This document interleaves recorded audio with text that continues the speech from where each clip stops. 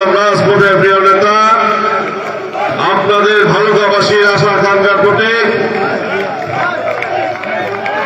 ধানের শীষ ইতিমধ্যেই তিনি ধানের শীষের প্রতীক পেয়েছেন।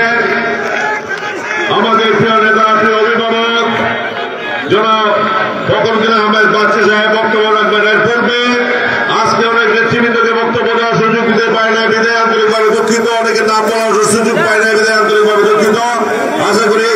আশা করি আপনারা এটা সবার সুযোগ দৃষ্টিতে দেখবেন। এরপর বক্তব্য রাখবে আপনাদের কাঙ্ক্ষিত পুরুষ, ভালুকার দুঃখী মানুষের আশা আকাঙ্ক্ষার প্রতীক আগামী দিনে বেগম খালেদা জিয়া ফখরুদ্দিন আহমেদ বাচ্চু সাহেবকে বক্তব্য রাখার জন্য বিনীতভাবে অনুরোধ করছি।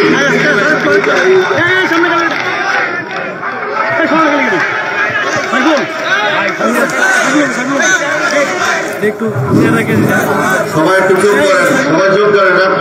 এসার নামাজ 5 মিনিট সময় হুজুরের কাছে অনুরোধ করে বিসমিল্লাহির রহমানির রহিম। বাংলাদেশ জাতীয়তাবাদী দল ভালুকা উপজেলার সীমান্তবর্তী এলাকা ময়মনসিংহ জেলার অত্যন্ত দূরবর্তী ইউনিয়ন, আজকে আমরা যেখানে দাঁড়িয়ে সমাবেশ করছি এই স্থান থেকে টাঙ্গাইল পৌঁছতে 30 থেকে 40 মিনিট সময় হবে, যথেষ্ট। অথচ এখান থেকে ময়মনসিংহে পৌঁছতে 80 থেকে 90 মিনিট সময়ও পৌঁছা কষ্টকর হয়। একটি জেলা শহর থেকে কত দূরে এই প্রত্যন্ত অঞ্চলের ঐতিহ্যবাহী একটি শিক্ষা প্রতিষ্ঠান আঙ্গারকারা উচ্চ বিদ্যালয়, পাশাপাশি বিগত 71-এর মুক্তিযুদ্ধের ইতিহাস সম্বলিত ঐতিহ্য গৌরবের মুক্তিযোদ্ধাদের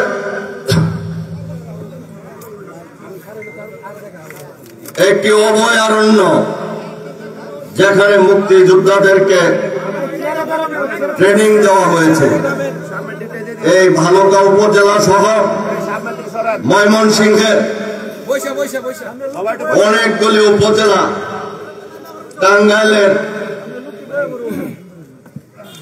বেশ কয়েকটি উপজেলায় যে মুক্তিযুদ্ধ পরিচালিত হয়েছে, সেই মুক্তিযোদ্ধাদের আশ্রয়স্থল এবং প্রশিক্ষণের জায়গা ছিল এই ডাকাতিয়া ইউনিয়ন।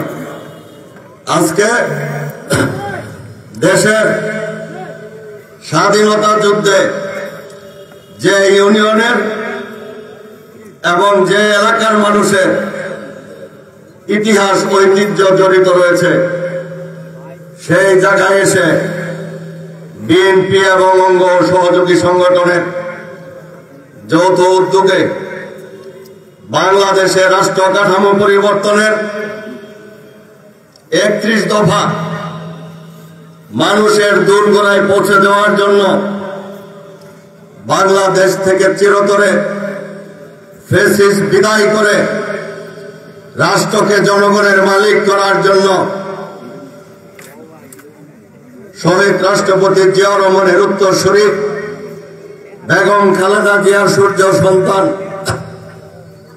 বাংলাদেশ জাতীয়তাবাদী দলের ভারপ্রাপ্ত চেয়ারম্যান জনাব তারেক রহমান বিগত 2023 সনে যে 31 দফা কর্মসূচি মানুষের হাতে তুলে দিয়েছিলেন, আমার স্পষ্ট মনে পড়ে সেদিন সেই কর্মসূচিটি উনি একটি সেমিনারের মাধ্যমে প্রত্যেকটি জেলায় প্রত্যেকটি বিভাগে আলোচনা কেন্দ্রবিন্দুতে পরিণত করেছিলেন।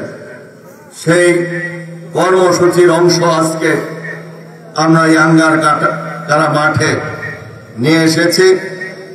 আজকের সেই কর্মসূচি এবং সমাবেশের সভাপতি বিএনপি এই অত্র ইউনিয়নের সবচাইতে দায়িত্বশীল যিনি আমাদের ইউনিয়ন বিএনপির নেতা এবং পাশাপাশি অন্ত্র এই আঙ্গারকারা ওয়ার্ড বিএনপিরও যিনি সভাপতি জনাব জাফর মেম্বার সাহেব, আমাদের সকলের শ্রদ্ধেয়।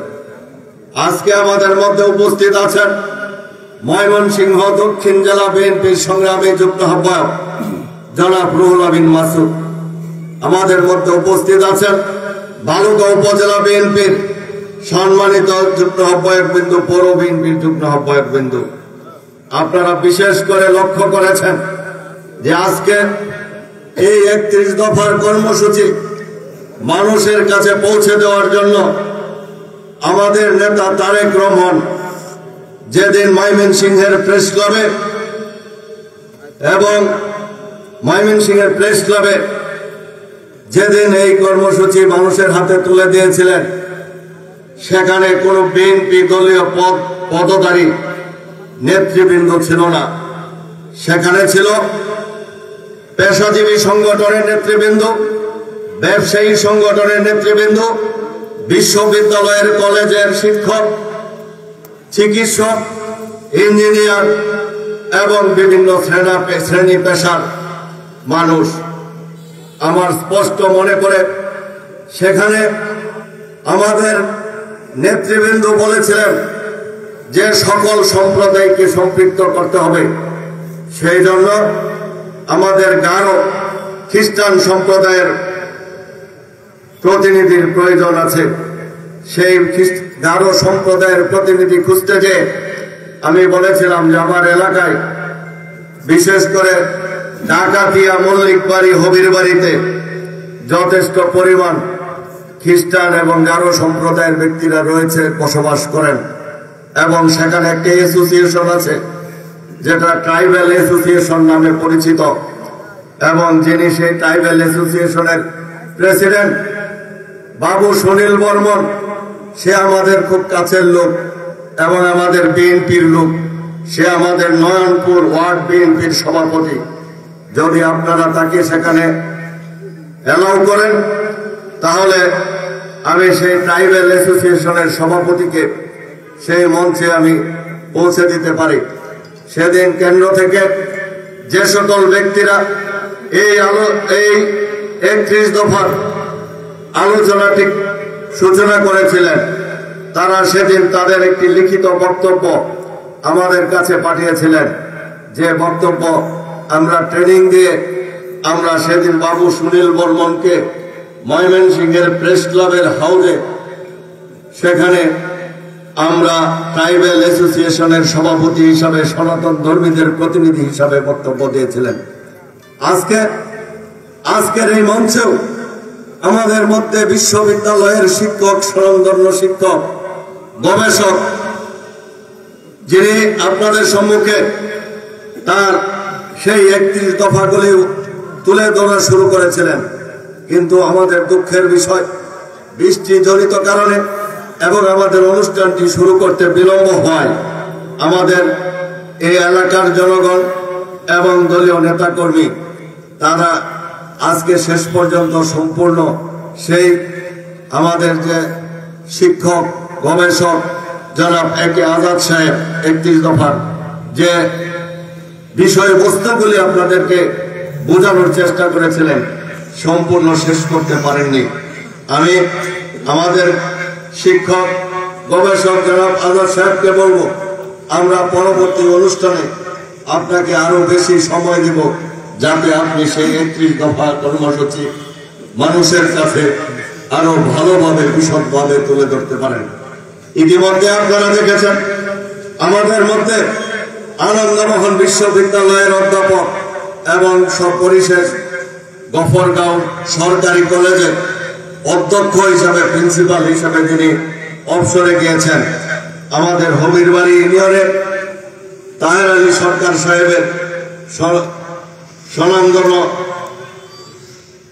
সন্তান জনাব অধ্যক্ষ আমির হোসেন সাহেব বক্তব্য রেখেছেন। আমাদের মধ্যে ময়মনসিংহের ঐতিহ্যবাহী মহিলা কলেজের প্রিন্সিপাল, যিনি বালুকালী সন্তান, আমাদের বিরুনিয়া ইউনিয়নের গোয়ারি গ্রামের মল্লিক বাড়ির কৃতি সন্তান জনাব শাহিদুল ইসলাম মল্লিক স্যার, উনিও আজকে আমাদের 31 দফা নিয়ে কথা বলেছেন। আমাদের মধ্যে আপনারা দেখেছেন যে ভালুকার সবচাইতে প্রবীণ যিনি ইসলামী বিশারদ একজন মুফতি, ভালুকা জামে মসজিদের আজীবন যিনি দীর্ঘদিন যিনি ইমামের দায়িত্ব পালন করেছেন, এবং যখন ইসলামী বিষয়ে কোনো বিতর্ক সৃষ্টি হয় ভালুকার আলেম সমাজ যখন তার কাছে সেটার ফয়সালা জানতে চায়, তিনি সেই ফয়সালা দিয়ে থাকেন। মুফতি মেহেরউদ্দিন সাহেব আজকে আমাদের মধ্যে বক্তব্য দিয়ে গেছেন। আজকে আমাদের মধ্যে বক্তব্য দিয়েছেন সেই ট্রাইবাল অ্যাসোসিয়েশনের প্রেসিডেন্ট বাবু সুনীল বর্মন আমাদের এখানে বক্তব্য দিয়েছেন।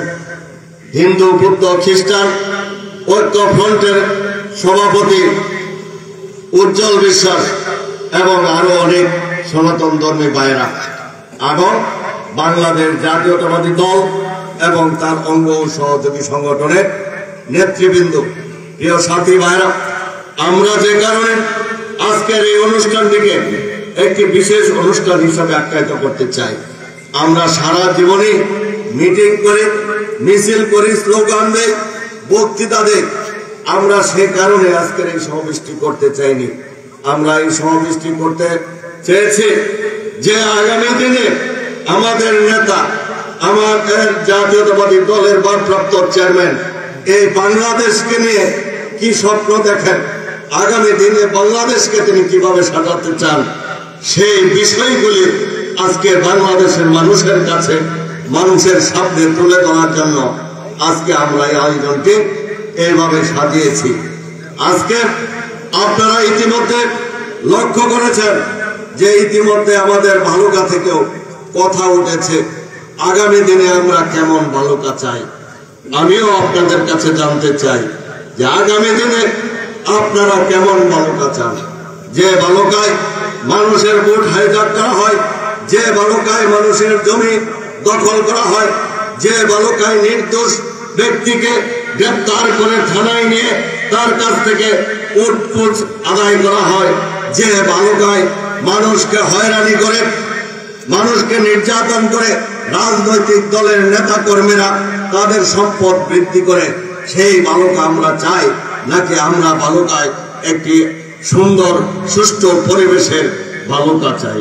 আজকে আমাদের যে সকল ভাইরা বাংলাদেশের বাইরে যে চাকরি ব্যবসা করছেন, তারা সেখানে বাবা মা, ভাই বোন, আত্মীয় স্বজন ফেলে তারা সেখানে যে কাজ করে যাচ্ছেন, আজকে তাদের কষ্টার্জিত অর্থ যখন বাংলাদেশে আসে, সেই অর্থ দিয়ে যদি কোনো জায়গা জমি কিনে, কোনো দোকানপাট করে, কোনো বাড়িঘর করতে যায়, সেখানেই যে দেখা যায় কেউ না কেউ হাত দেয়, সেখানে কেউ না কেউ সেখানে সন্ত্রাসী কর্মকাণ্ড, চাঁদাবাজি করে। আজকে যেখানে আপনি দেখবেন আমাদের পরিবারের মেয়েরা শিক্ষার জন্য স্কুল কলেজগুলিতে যায়, সেখানে বকাটি ছেলেরা তাদেরকে উত্তপ্ত করে।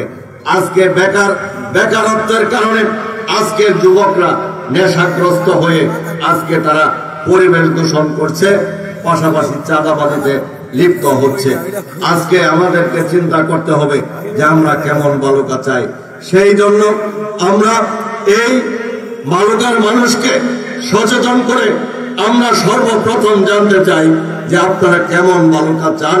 আগামী দিনে আমাদের নেতা তারেক রহমান কেমন বাংলাদেশ উপহার দিবেন, তার সাথে সমন্বয় করে আমরা সেই ভালুকা আপনাদেরকে উপহার দিতে পারবো কিনা, সেই বিষয়ে আমরা আজকে আপনাদের সম্মুখে খোলামেলা আলোচনা করেছি।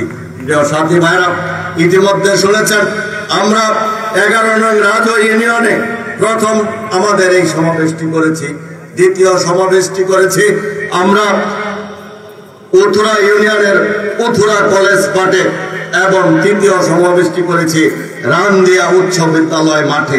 রানদিয়া উচ্চ বিদ্যালয় মাঠে আমাদের সমাবেশ চলাকালীন সময়ে মাগরিবের নামাজের পরে আমরা আমাদের টেলিভিশন এবং মোবাইলের মাধ্যমে আমাদের জাতীয়তাবাদী দলের প্রতীক, ধানের শীষ প্রতীক আমার নামে বরাদ্দ দেওয়া হয়েছে, সেই ঘোষণাটি আমরা শুনতে পাই। সাথে সাথে সেই মাঠের সকলে উৎসাহিত হয়ে স্লোগান ধরেন এবং আমরা সেখানে মহান আল্লাহ তাআলার কাছে শুকরিয়া আদায় করে মোনাজাত করি এবং মহান আল্লাহ তাআলার প্রতি আমরা কৃতজ্ঞতা প্রকাশ করি। আজকেও এই মঞ্চে দাঁড়িয়ে আমি মহান আল্লাহ তাআলার কাছে কৃতজ্ঞতা এবং মহান আল্লাহ তাআলার প্রতি শুকরিয়া আদায় করছি, কারণ মহান আল্লাহ তাআলা আবারও ধানের শীষ প্রতীকে আমাকে মনোনীত করেছেন। পাশাপাশি আমার নেত্রী বেগম খালেদা জিয়া, বাংলাদেশের আপসহীন নেত্রী, যিনি দীর্ঘদিন কারাগারে ছিলেন, আজকে তিনি উন্মুক্ত অবস্থায় চিকিৎসা নিয়ে আপাতত সুস্থতা মধ্যে আছেন। আমরা আশা করছি আগামী জাতীয় সংসদ নির্বাচনে যাতে আল্লাহ তাআলা তাকে তৌফিক দেয় নির্বাচনে অংশগ্রহণ করার জন্য। সেই নেত্রী বেগম খালেদা জিয়া এবং আমাদের নেতা তারেক রহমান, যিনি দীর্ঘদিন নির্বাসনে রয়েছেন, তিনি দেশে আসবেন। আমি আমার সেই নেত্রী বেগম খালেদা জিয়া এবং তারেক রহমান এবং আমাদের জাতীয় স্থায়ী কমিটির নেতৃবৃন্দের প্রতি কৃতজ্ঞতা ও ধন্যবাদ জানাচ্ছি আমাকে এই আসনে ধানের শীষ প্রতীক দিয়ে মনোনীত করার জন্য। প্রিয় সাথী ভাইরা, আজকে আপনাদের কাছে জিজ্ঞাসা, আমরা যে বালুকা তৈরি করতে চাই সেই বালুকা তৈরি করার মতো আমাদেরকে সেই রকম উপযুক্ত প্রার্থীও আমাদের নির্বাচন করতে হবে।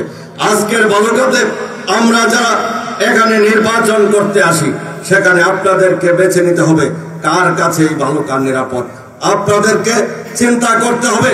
আজকে জাতীয়তাবাদী দল থেকে, আমি সেদিনও বলেছিলাম রান্দিয়ার মাঠে, আজকে জাতীয়তাবাদী দল থেকে আমাকে মনোনয়ন দেওয়া হয়েছে।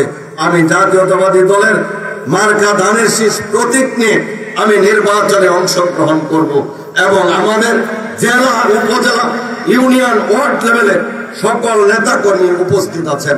সেদিনও আমি তাদেরকে জিজ্ঞাসা করেছিলাম, আমি জাতীয়তাবাদী দলের প্রতীক নিয়ে নির্বাচনে অংশগ্রহণ করতে পারি, আমি জাতীয়তাবাদী দলের সমর্থন বালুকায় সর্বোচ্চ বেশি থাকায় আমি নির্বাচিত হতে পারি, শুধুমাত্র আমি কি জাতীয়তাবাদী দলের নেতা কর্মীদের সংসদ সদস্য হতে পারবো?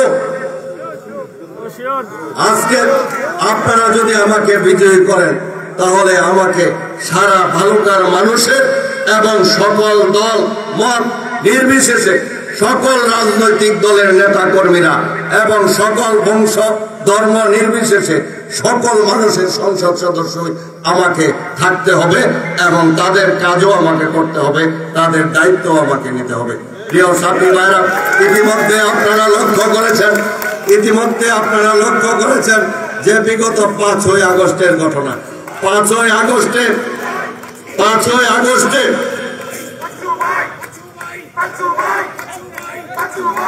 আপনারা জানেন বিগত 17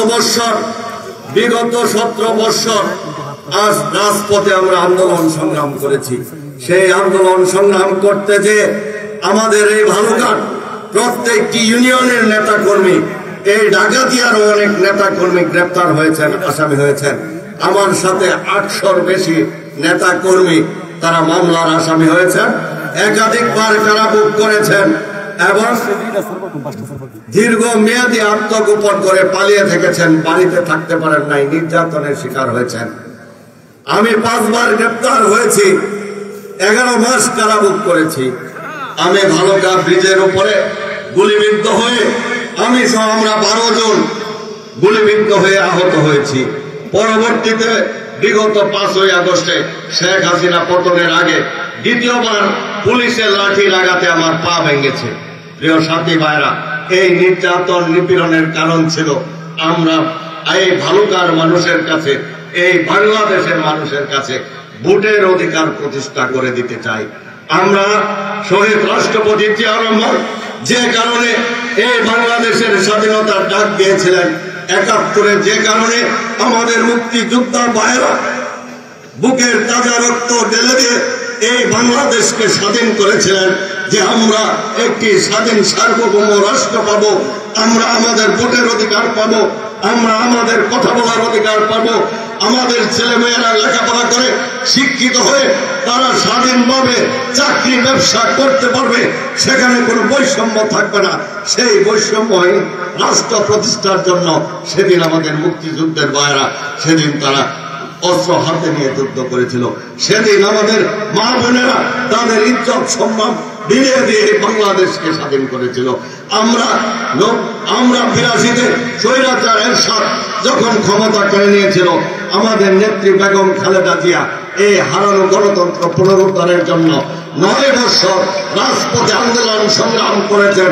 অনেক তাজা প্রাণ স্বৈরাচার এরশাদের বুলেটে সেদিন অনেক তাজা প্রাণ ঝরে গেছে, অনেকে নির্যাতনের শিকার হয়েছেন।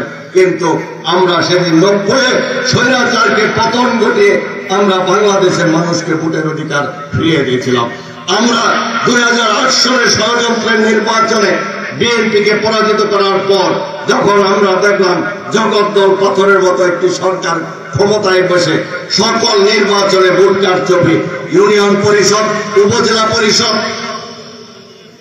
পৌরসভা এবং জাতীয় সংসদ কোথাও আর ভোটের তোয়াক্কা করে না, নিজেরা সেখানে মনোনীত প্রার্থীদেরকে বিজয়ী করে সরকার পরিচালনা করে এবং কেউ প্রতিবাদ করলে তারে ধরে নিয়ে হয় ক্রস ফায়ারে দেয়, না হয় গুম করে ফেলে, না হয় তাকে জেলে পড়ে রাখে। আর সেই নির্যাতন নিপীড়নের কারণে মানুষ ভয়ে কথা বলতে পারে না। সেদিন আমাদের নেত্রী বেগম খালেদা জিয়া এই বাংলাদেশের মানুষকে কথা দিয়েছিলেন, এই স্বৈরাচার শেখ হাসিনাকে হটাতে হবে, এই স্বৈরাচার শেখ হাসিনাকে ক্ষমতায় রেখে বাংলাদেশে কোনো সুষ্ঠু নির্বাচন সম্ভব নয় এবং সেটি কেউ করতে পারে নাই। আজকে সেই শেখ হাসিনা বাংলাদেশ থেকে বিতাড়িত হয়েছে। আজকে সেই স্বৈরাচার ফ্যাসিস্টের সহযোগীরাও বাংলাদেশ থেকে বিতাড়িত হয়েছে। আজকের বাংলাদেশে মানুষ স্বপ্ন দেখতে শুরু করেছে আগামী ফেব্রুয়ারিতে একটি সুষ্ঠু, সুন্দর, অবাধ এবং নিরপেক্ষ নির্বাচন অনুষ্ঠিত হবে। প্রিয় সাথী ভাইরা, যে নির্বাচনের জন্য, যে ভোটের অধিকারের জন্য আমরা যারা রাজপথে আন্দোলন করে সংগ্রাম করে রক্ত দিয়েছি, আমরা যারা জেল কেটেছি, আমরা যারা দীর্ঘ 17 বছর নির্যাতনের শিকার হয়েছি, আমরা যদি সেখানে আপনাদের কাছে ভোটের জন্য আসি, তাহলে আপনারা কি আমাদেরকে ফিরিয়ে দিতে পারবেন? আজকে তাই বলতে চাই, আপনারা মনোকার যে কাউকে প্রার্থী হিসাবে পেতে পারেন। আমি আপনাদের সন্তান হিসাবে আজকে এই আঙ্গারকারা উচ্চ বিদ্যালয় মাঠে দাঁড়িয়ে বলতে পারি, যদি আমার চাইতে বেশি কেউ নির্যাতনের শিকার হয়ে থাকে, মামলার খেয়ে থাকে, আমার চাইতে বেশি যদি কেউ কারাভোগ করে থাকে, আপনারা তাকে ভোট দেবেন।